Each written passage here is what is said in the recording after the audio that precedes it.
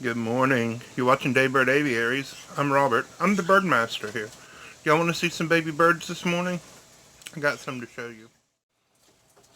Okay, my usual helpers aren't here with me today. They spent the night with their grandmama, so I've got Daniel helping. I have people ask me about the formula. I'm using the Tropican formula by Hagen, and I mixed it up, by accident. It's a little bit thinner than what I normally would use, and there's a lump. I got to get that out. But anyhow, about the thickness of applesauce, it could be a little bit thicker than what it is now. You don't want it any thinner than this unless you're feeding just hatched babies. Uh, they need Pedialyte and real thin formula. But this is what we use. I'm saying but a whole lot today. I apologize about that. So let's get a baby bird out and feed it, okay? I've got Daniel helping me today, and that just makes everything so much more fun. This is LB. This is the little parrotlet. You know, she's the one that came to us in a lunchbox. Now, she knows how to fly now, and I am not going to trim her feathers because I like for her to be able to fly. But she is just a hoot and a half. Look at this. This big syringe. It's bigger than she is. But she's eating on her own. She's still wanting to be fed. And she only takes like 5 cc. See, she's the size of my thumb. And she is just adorable. She's about to fly. She is just the cutest little thing. Love her. Love everything about her. Except that she won't stay still. Look how cute that is. Alright. Let's she's nibbling at me. She doesn't want to be held tight like that. I'm not squeezing her. She's still got plenty of room. But let's feed the baby cockatiels, Daniel. Let's get them both out. Alright, look at these guys. They are just amazing and adorable and just cute as can be. These are cockatiels. Now, cockatiels are the smallest member of the cockatoo group. They are a lot like rosellas or parakeets in some instances, but they are definitely cockatoos. Now these are pearls. This is a pearl. Do you see the little polka dots on her wings? See? And this is a pearl pied. Pied just means that she has some of the yellow coloration, for normally it would be gray. Now her parents already have more eggs. They laid eggs before I even took her out of the nest box. And so they pulled some of the feathers off the back of her head. And they're going to grow in just fine. No big deal. But she is going to go to a friend, an 11-year-old girl that we know, and she's going to be a pet there. There's a mockingbird outside my window. This little bird, she's going to stay here with us. These two are not from the same parent. But I think they're just so cute. Look how precious they are.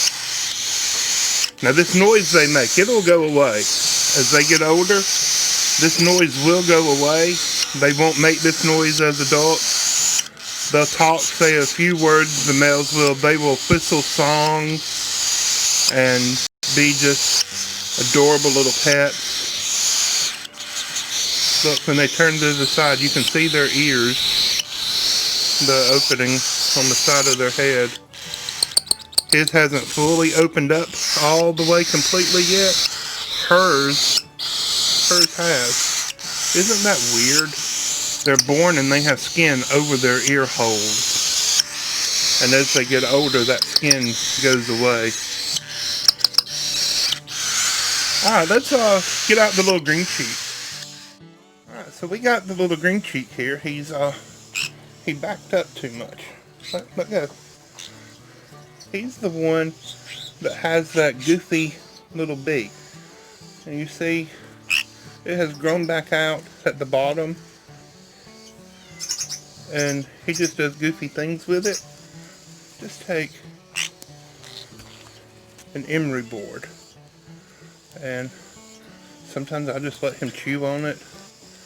But you can take it and just, he's not liking it today, and just rub it along that bottom beak, and it'll just file right down. But I'm not gonna go to too much trouble doing that today. Now, I'm not sure why that happens, but it does. I have an Indian ringneck on top of my head, but we're gonna feed this guy if he wants to be fed. Just like that.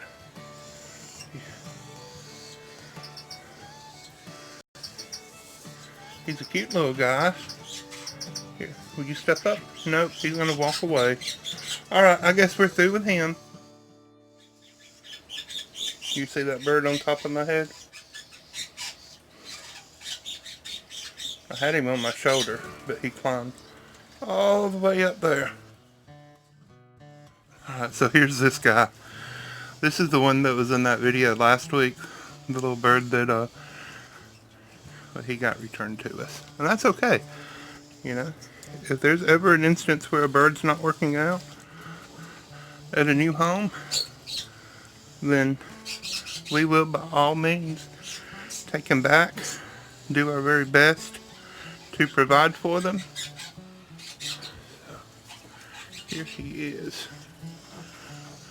You don't want to shine on the camera? You're going to keep your head turned away from the camera? Here, let's do this. Look how cute that is.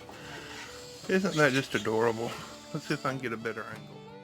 Well, he's trying his best to climb back up onto my head or onto the camera. He's just not up there yet. He's on top of the camera now. Are you just gonna stay there? Huh? You gonna step up? Here, step up. Step up. There he is. Way too close, huh? Okay, not cooperating. Okay, I think we got the little Quaker to feed.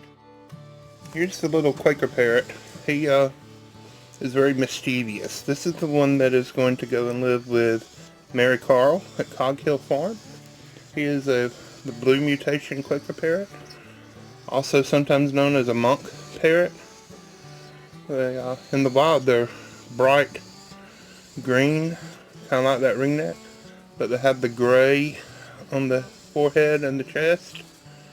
And these are the ones that build the gigantic nest out of twigs. And they have escaped in places of the world and have established themselves as exotic invasives. They are in Texas and Florida, and even as far north as places in New York. And they build giant nests on telephone poles. They build their nest on the electrical poles near the transformers, because the transformers give off heat during the winter to help keep them warm. But they make wonderful, sweet, comical little pets. They are chatty, they're talkative, they're funny, they are just hilarious. So they can be territorial over their cage. Generally, you don't want to stick your hand in the cage to try to get the bird to come out, because they will protect the cage like they would protect their nest in the wild. And so you just open the door of their cage and you let them come out. And once they're out of the cage, then there's no issue, no problem whatsoever with them. But they are so fun. These are one of my wife's favorite birds. And mine are the ringnecks, like I just showed you. I like the cockatoos and the green cheeks. I like all the little birds with long tails. I like all birds, really. Jeremiah asked me the other day what's my least favorite bird, and I really couldn't come up with anything. And I've seen some individual birds that were just mean to me. Amazon parrots especially. They just don't tend to like me. But I like all birds, and I hope you do too. This little guy, he's just about weaned. He'll take a few drops of formula. He'll probably be going to live with Mary Carl in the next week or so. I'll have to get with Jason down at Coghill Farm and see when we want to meet up. But he'll be going to live with her soon. And so this may be the last time you see him on my video. I may make a video when we go and meet up with them. Let me know in the comments if you'd like to see that. But thank you for watching. God bless you. Bye bye.